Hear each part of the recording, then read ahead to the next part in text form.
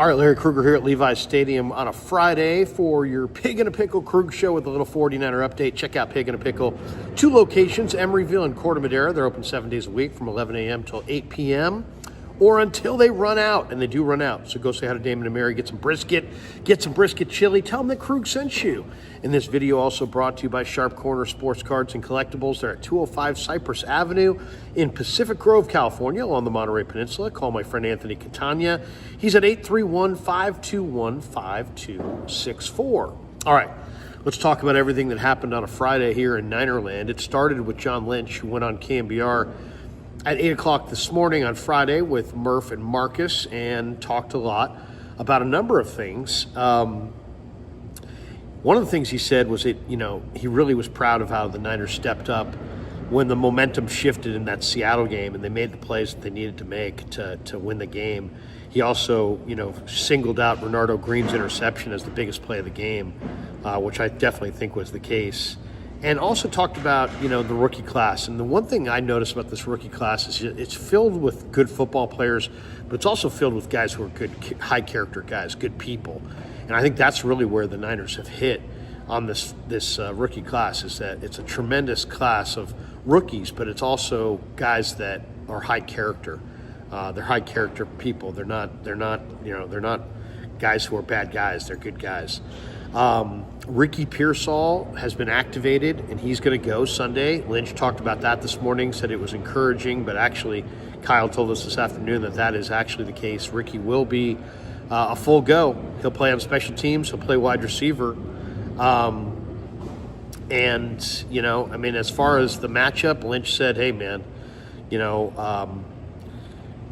it's about now. I mean, the Niners, more than anything, they know it's a rematch of last year's Super Bowl. They know that it could be a preview of this year's Super Bowl, but they're intent on staying in the present. That's a real theme this week. Stay in the present. Don't worry about last year's Super Bowl. Don't worry about this year's Super Bowl. Don't worry about the future. Don't worry about the past. Let's stay in the present and see if we can play our best game on Sunday. Lynch said it this morning to Murph and Marcus. If you want to be the best, you got to beat the best. Kansas City is the best. So if they want to be the best team in the league, they got to start by beating a team like Kansas City. They're a very well-coached team. Lynch also lauded Brett Veach as one of the best GMs in the game. Lynch says he's friends with Andy Reid. He mentioned that today. And he talked about how Steve Spagnuolo, the Chiefs defensive coordinator, has really evolved over time. That as the game has changed and the trends have changed, that Spags has changed with them. He also mentioned that their personnel makes sense. They have a plan. They have a game plan of what they're looking for at each position, and they know what they want. John said he has faith in Isaac Guerrero and Patrick Taylor, but J.P. Mason's a tough guy, and he said he expected him to go. We talked to Shanahan this afternoon. He said Mason's a full go.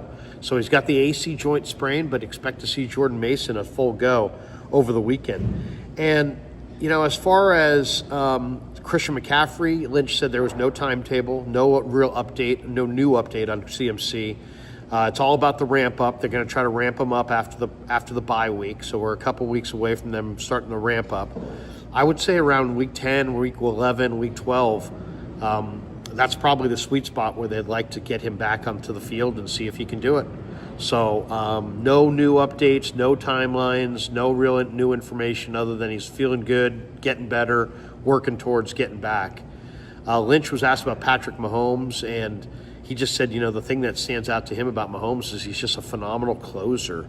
And Kansas City's a great closer. Mahomes can extend plays. Mahomes can make plays. And he is a closer. And he will finish, the fourth quarter on fire. So it's really key that the Niners get the game away from Kansas City so it doesn't come down to a last drive from Mahomes. Otherwise, you're probably cooked. Jennings has got a hip injury. He did not practice all week, and he's not going to go. He's out. Ricky Pearsall will be taking his place most likely, at least for this week. Shanahan said they hope to have J.J. back by the Dallas game a week from now. Kevin Givens returned to practice today. He's a full go in this game. Of course, he's the leading sack guy for the 49ers. Even though J.P. Mason's been practicing all week in the blue non-contact jersey, he is going to go in this game. One other note, the New York Giants poached offensive tackle Chris Hubbard away from the Niners off their practice squad. And they lost Andrew Thomas, their star left tackle, the Giants did. He's out for the season with a foot injury.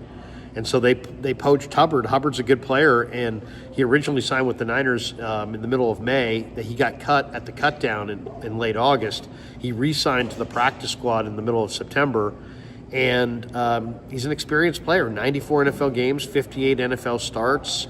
It's really hard to find experienced tackles. And so the Giants needed an experienced tackle, and they poached Hubbard, and there's really nothing the Niners could do about it. It does leave the 49ers with an open practice squad spot. The only backup offensive lineman they have in the practice squad are Isaac Alarcon, who's part of the international program, and Drake Nugent, who's an interior player. So they don't really have a backup tackle, so you may see them add, I think you will see them add, an offensive tackle to the practice squad in the next few days or maybe week. There's an NFL rumor going around that the 49ers have trade interest in Panthers veteran running back Miles Sanders, who's only 27. He's coming off a game where he carried 3 times for 1 yard. Personally, I just don't think that that's the avenue I'd go. I mean, there are other better options out there than Miles Sanders. I just think that there's, I'd give you an example.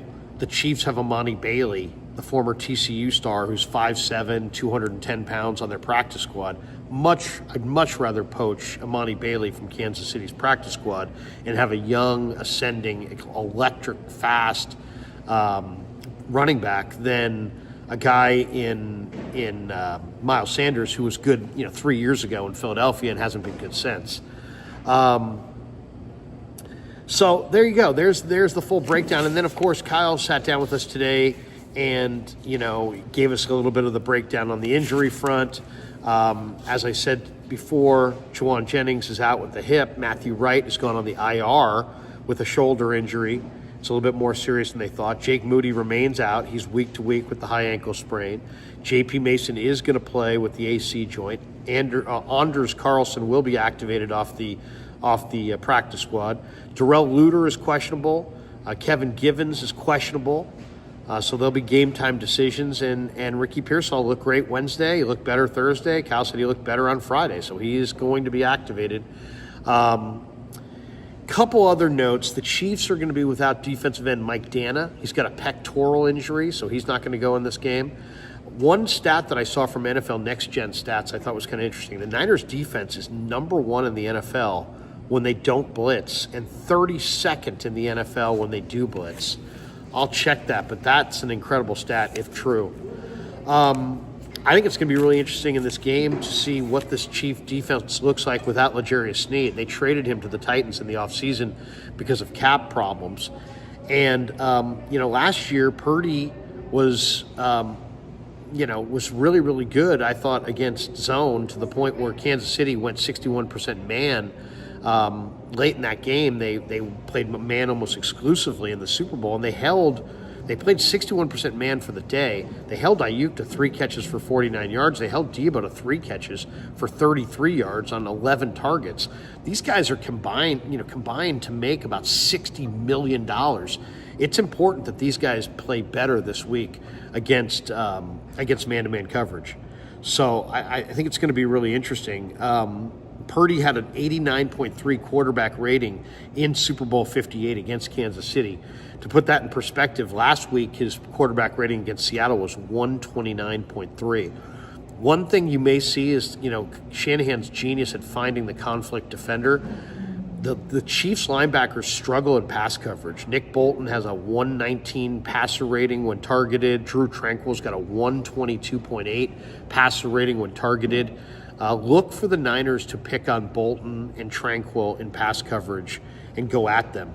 The Chiefs also ranked 19th in defensive adjusted value over average, DVOA, in covering tight ends. So expect Kittle to potentially go off. He had 2 touchdowns last week against Seattle. He's been playing really well. This could be a huge game for George Kittle.